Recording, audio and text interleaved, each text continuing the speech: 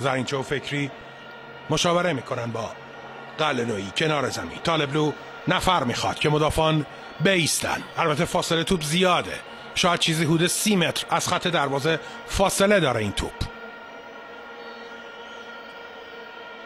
علی شاه میره کنار و نوروزی این بار به شکل پاس میفرسته توی دروازه.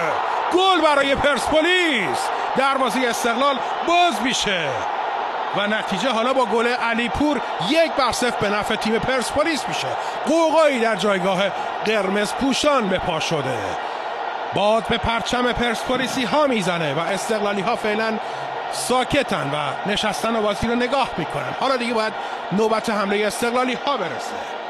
سانترالی نوروزی و ضربه سری که علیپور میزنه و برانکو هم خوشحال میشه و این هم پرسپولیسی های خوشحال در ورزشگاه آزادی.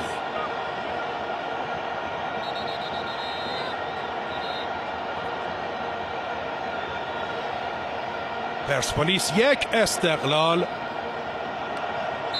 0 فعلا. صحنه رو نگاه کنید که چگونه این گل به ثمر رسید با سانتر عالی هادی نوروزی و این ضربه سر که از بالای دستای وحید طالبلو نگاه کنید. از این زاویه ببینیم اینجا بهتر میشه دید. این ضربه سر که دروازه استقلال رو باز میکنه.